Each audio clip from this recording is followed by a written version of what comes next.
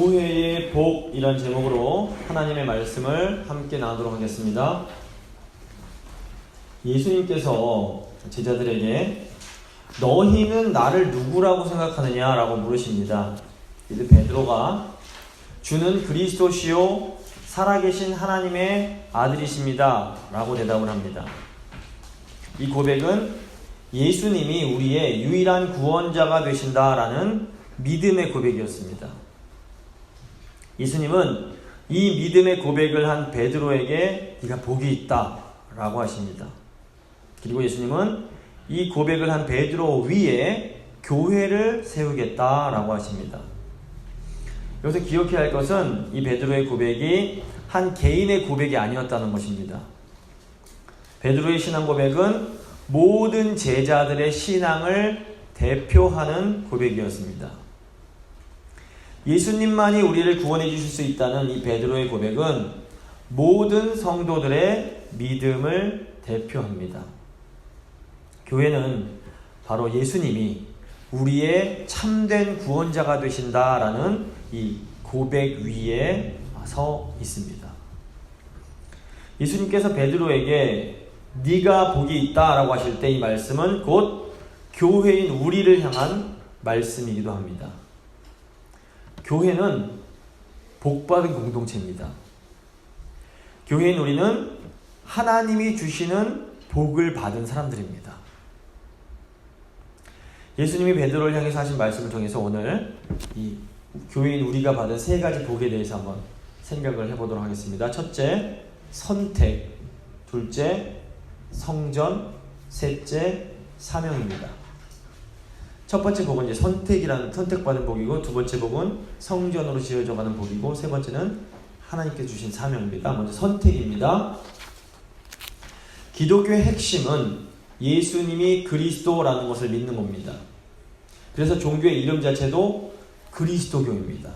아시겠지만 저희가 기독교 할 때 이 기독은 그리스도를 중국어로 번역한 것입니다. 기독교는 그리스도교입니다. 예수는 그리스도다라는 이 고백은 예수님은 인류를 위한 유일하고 참된 구원자이십니다라는 고백입니다. 예수님이 우리를 모든 죄와 고통에서 구원하실 수 있는 분이라는 것을 믿으십니까? 예. 근데 이 믿음을 어떻게 갖게 되셨습니까? 예수님은 우리가 믿음을 갖게 된 것이 하나님의 계시 때문이라고 말씀하십니다. 16절, 17절 말씀입니다. 시몬 베드로가 대답하여 이르되 주는 그리스도시요 살아계신 하나님의 아들이시니이다. 예수께서 대답하여 이르시되 바요나 시몬아 내가 복이 있도다. 이를 내게 알게 하니는 혈육이 아니요 하늘에 계신 내 아버지시니라. 한글 성경에서 내게 알게 한 이라고 번역이 되어 있는데 본래는 내게 계시하신 이라는 의미입니다. 예수님은 베드로가 예수님이 그리스도시요 하나님의 아들이심을 알게 된 것이 사람 때문이 아니라 하나님의 계시 때문이다 라고 말씀합니다. 이게 무슨 의미일까요? 우리는 보통 사람들을 통해서 예수님을 알게 되고 또 믿게 됩니다. 우리가 예수님을 믿게 된 경로는 여러 가지가 있을 수 있습니다. 기독교 집안에 태어나서 자연스럽게 예수님을 알게 되고 믿게 된 분들도 계십니다. 또 먼저 신앙을 가진 가족 때문에 예수님을 소개받고 믿게 된 분들도 계십니다. 또 어떤 분들은 그냥 혼자 교회가 막 가고 싶어서 교회 갔는데 어쩌다가 예수님을 또 믿게 된 분들도 제가 들어보니까 계십니다. 근데 어떤 경우든지 간에 우리가 예수님을 믿게 된 것은 하나님께서 우리를 선택해 주셨기 때문입니다. 기독교 집안에 태어났지만 결국에는 예수님을 믿지 못하고 교회를 떠난 분들도 많이 계십니다. 또 가족이나 친구의 권유로 교회를 다녀보기는 했는데 결국에는 예수님이 안 믿어지는 분들도 또 많이 계십니다. 우리가 여러 가지 상황들을 통해서 예수님을 알게 됐을 수 있습니다. 하지만 결국 우리가 예수가 누구인지 알도록 계시해 주신 분은 하나님 아버지이십니다. 하나님의 계시를 받지 못한 사람은 누구도 구원을 받지 못합니다. 이것은 우리의 구원이 전적으로 성부 하나님으로부터 시작되었음을 의미합니다. 사도 바울은 성부 하나님께서 이 세상에 있기도 전에 우리를 자녀 삼기로 선택하셨다라고 가르칩니다. 에베소서 1장 4절부터 5절 말씀입니다. 곧 창세 전에 그리스도 안에서 우리를 택하사 우리로 사랑 안에서 그 앞에 거룩하고 흠이 없게 하시려고 그 깊으신 뜻대로 우리를 예정하사 예수 그리스도로 말미암아 자기의 아들들이 되게 하셨으니. 이게 무슨 말입니까? 우리가 지금 예수님은 나의 구원자이십니다 라고 믿고 고백하는 것은 우리가 하나님 아버지의 선택을 받은 사람들이라는 아주 강력한 증거라는 말입니다. 하나님이 먼저 우리를 선택해 주셨기 때문에 우리가 예수님을 구주라고 고백할 수 있습니다.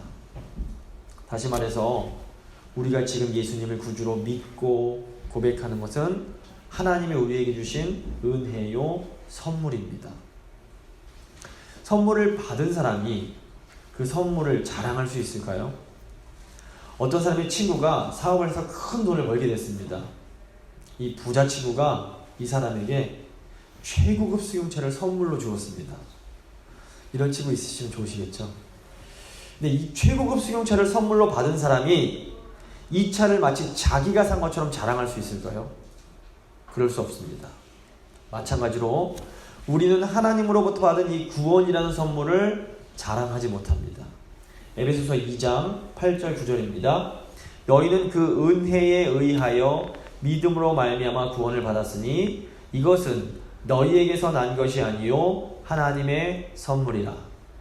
행위에서 난 것이 아니니 이는 누구든지 자랑하지 못하게 함이라. 구원받은 사람들의 모임이 바로 교회입니다. 근데 교회인 우리가 받은 이 구원이라는 선물은 하나님께서 주신 것입니다. 구원이 하나님의 선물임을 깨달을 때에 구원을 받지 못한 사람들을 향한 우리의 태도는 어떠해야 할까요? 최고급 자동차를 선물로 받은 사람이 다른 사람을 향해서 야, 너는 이런 차도 없냐? 라고 말할 수 있을까요? 그럴 수 없습니다. 자기도 선물로 받은 것을 마치 자기의 힘으로 얻은 것이냐 자랑할 수는 없기 때문입니다. 물론 좋은 차를 선물로 준 친구를 자랑할 수는 있을 것입니다. 우리도 자랑하고 싶다면 이 구원이라는 선물을 주신 아버지 하나님을 자랑해야 합니다. 우리 중 누구도 내 신앙이 훌륭하다고 자랑할 수 있는 사람은 아무도 없습니다. 우리가 하나님의 은혜로 신앙생활을 잘하고 있다면 하나님께 감사해야 합니다. 하지만 우리에게는 신앙이 약한 사람들을 비판하거나 정죄할 수 있는 자격이 없습니다. 나는 믿음이 이렇게 큰데 왜 너는 믿음이 그거밖에 안 되냐? 라고 비난하는 것은 믿음이 하나님이 주신 선물임을 망각하는 행동입니다. 교회인 우리가 받은 첫 번째 복은 하나님께서 우리를 선택해 주셨다는 것입니다. 하나님 아버지께서 먼저 우리를 선택하시고 먼저 우리에게 믿음을 주심으로 우리가 구원을 받았습니다. 우리가 예수님을 믿고 신앙생활을 할 수 있는 것은 전적인 하나님의 은혜입니다. 우리는 우리가 믿음이 있다고 자랑할 수 없고 다른 사람이 믿음이 없다고 비난할 수도 없습니다. 우리가 자랑할 수 있는 것은 이 구원이라는 소중한 선물을 주신 하나님밖에 없습니다. 오직 하나님 한 분만을 자랑하는 우리 모두가 될 수 있기를 바랍니다. 둘째, 성전입니다. 교회가 복된 두 번째 이유는 교회인 우리가 성전으로 지어져 가고 있기 때문입니다. 18절 말씀입니다. 또 내가 내게 이르노니 너는 베드로라. 내가 이 반석 위에 내 교회를 세우리니 음부의 권세가 이기지 못하리라. 본래 베드로에게는 시몬이라는 이름이 있었습니다. 예수님은 이 시몬이라는 이름을 바위라는 뜻을 가진 베드로로 바꾸어서 불러주십니다. 예수님은 믿음의 고백을 한 베드로에게 내가 이 반석 위에 내 교회를 세우겠다라고 말씀하십니다. 이 로마 카톨릭에서는 이 교회가 세워지는 이 반석을 베드로라고 해석을 합니다. 카톨릭은 베드로 사도가 초대 로마 교회의 주교라고 생각합니다.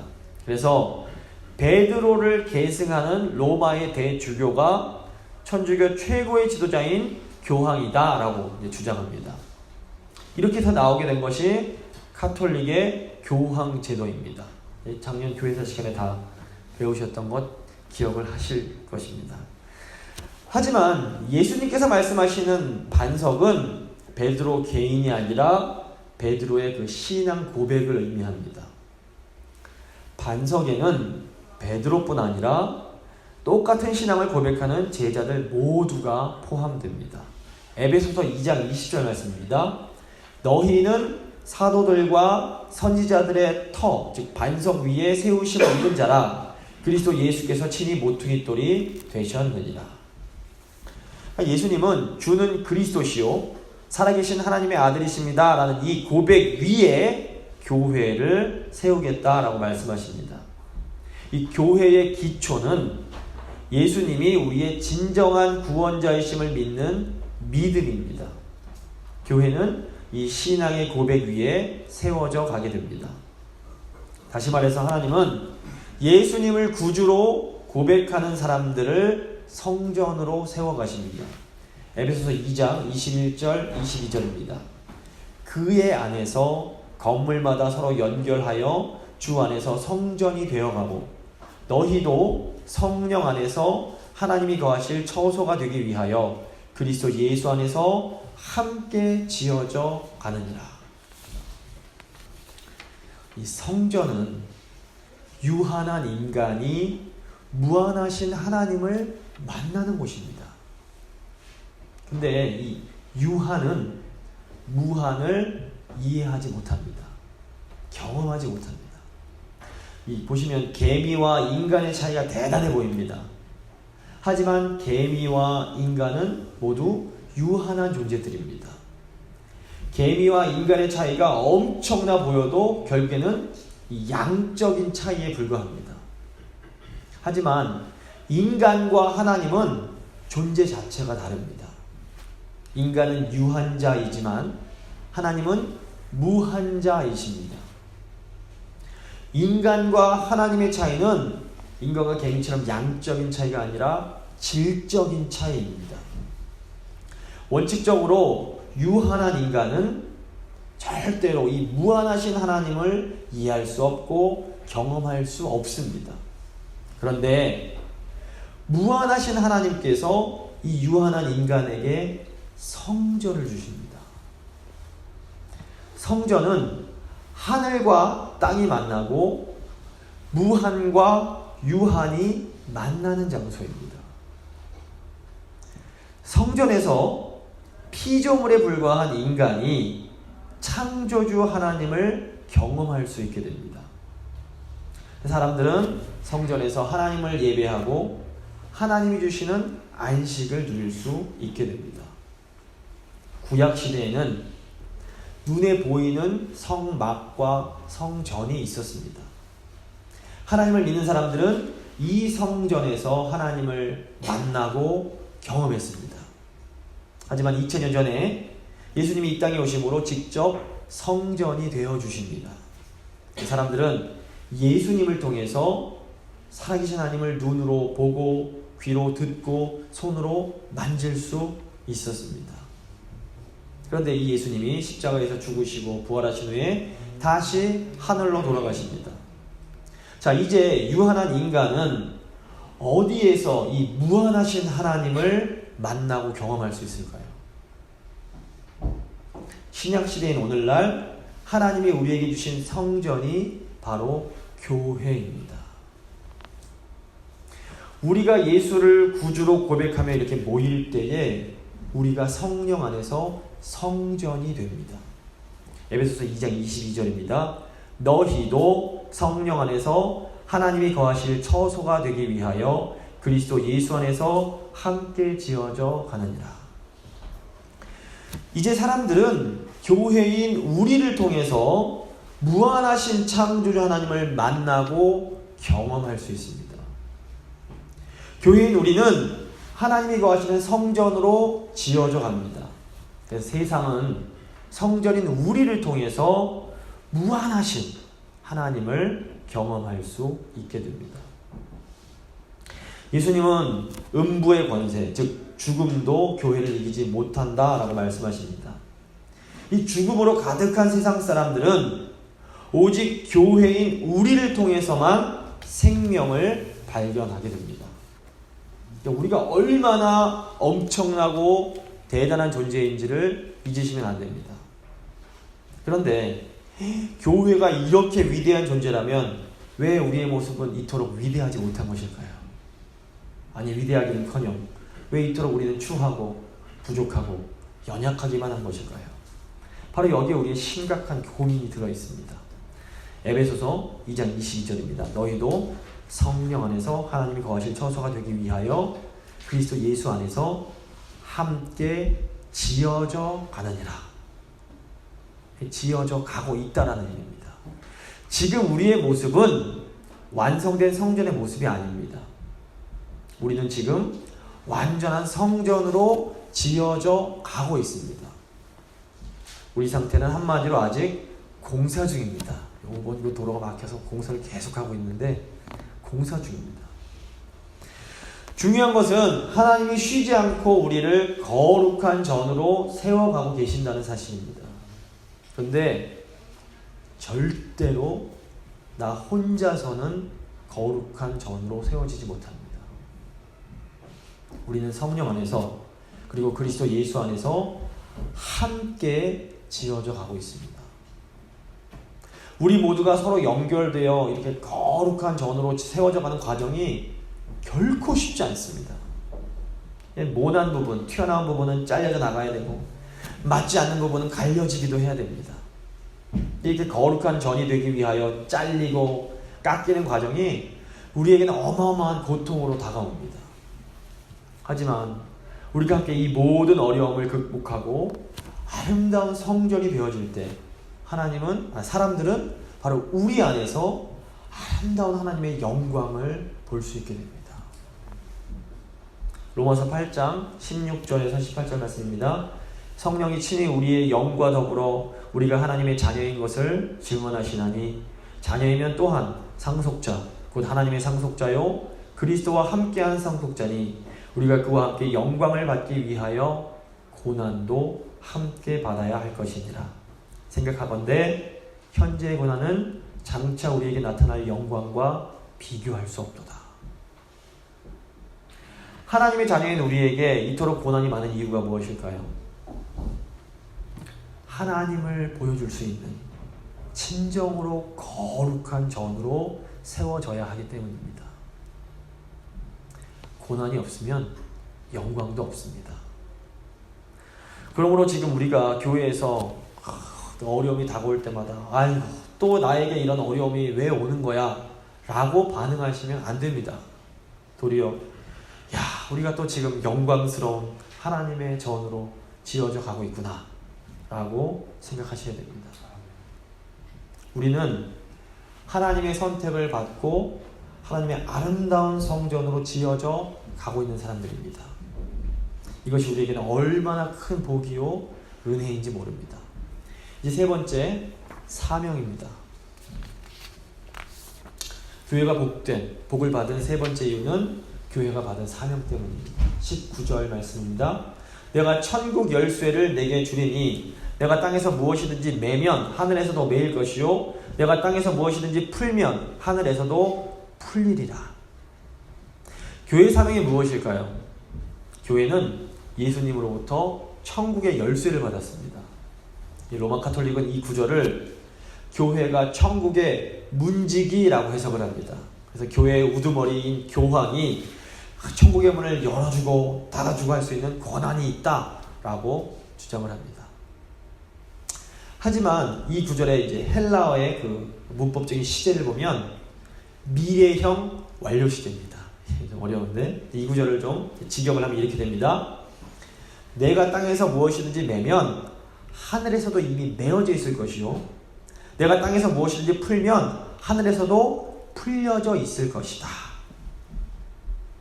교회의 결정에 따라서 천국문이 열렸다가 닫혔다가 하는 그런 것이 아닙니다. 반대로 이미 하늘에서 결정된 것에 따라서 교회가 그 문을 열고 닫는 일을 하게 되는 것입니다. 교회는 천국의 문지기가 아니라 청지기에 해당합니다. 교회는 주인이신 하나님의 명령에 따라서 천국의 곳간을 열어서 하늘의 복을 전해주기도 하고 또 그 문을 닫기도 하는 청지기인 것입니다. 근데 이 교회의 사명이 바로 창세기 12장에 나오는 아브라함이 받았던 사명입니다. 창세기 12장 2절 3절입니다. 내가 내게 복을 주어 내 이름을 창대하게 하리니 너는 복이 될지라. 너를 축복하는 자에게는 내가 복을 내리고 너를 저주하는 자에게는 내가 저주하리니 땅의 모든 족속이 너로 말미암아 복을 얻을 것이라. 이 교회의 사명은 하나님이 주시는 복을 받게 하는 통로의 역할을 하는 것입니다. 우리에게 이 천국 곳간의 열쇠가 주어져 있습니다. 우리가 믿음으로 순종하면 하늘의 문이 열리고 하늘의 복이 흘러내려옵니다. 우리가 불순종하면 하늘의 문이 닫히고 하늘의 복을 나누지 못합니다. 우리가 이 세상에 나누어져야 할 복이 무엇일까요? 우리가 이 세상에 주어야 할 복은 우리가 이미 받은 구원의 복입니다. 근데 많은 사람들이 이 구원을 죽어서 천국에 가는 것으로만 생각을 합니다. 물론 죽어서 하나님 계신 곳으로 가는 것도 구원이 맞긴 맞습니다. 하지만 이것은 맨 마지막에 미래적 차원의 구원입니다. 내 구원에는 이렇게 미래적 차원만 있는 것이 아니라 현재적인 차원이 있습니다. 사람들이 예수 믿고 복 받았다라고 하는 것이 이제 현재적 차원의 구원을 의미합니다. 많은 분들이 예수를 믿을 때 받는 이 현재적 차원의 구원, 이 복을 오해합니다. 사람들은 가난에서 벗어나고 질병을 치료받고 어려운 일이 해결되는 것을 복이라고 생각합니다. 물론 하나님께서 때로 우리를 경제적 어려움에서 벗어나게 해주시고 육체적 질병으로부터 고쳐주시고 여러 가지 어려운 일 상황들을 해결해 주십니다. 하지만 하나님이 교회를 통해서 이 세상에 주시려는 복은 이것이 아닙니다.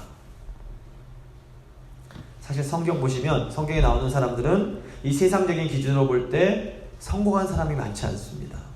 무엇보다 예수님이 세상적인 기준으로 보면 완전한 실패자, 루저입니다.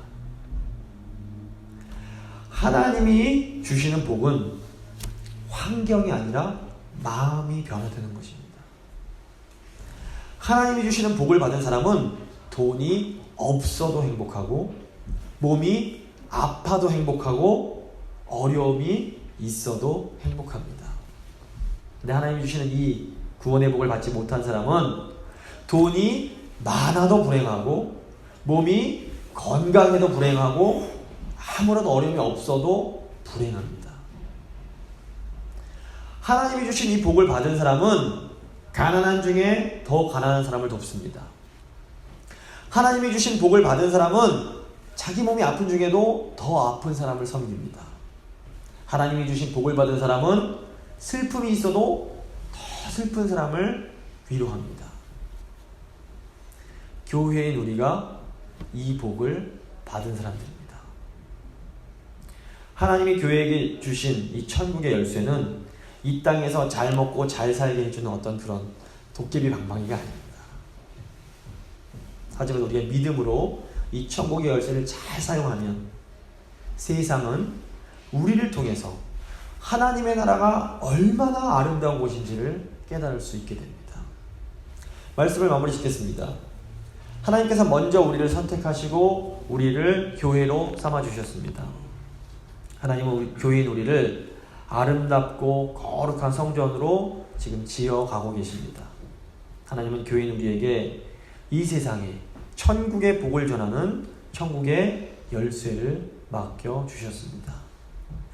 이 귀한 사명을 이루어가는 우리 모두가 될 수 있기를 간절히 바랍니다. 이제 믿음의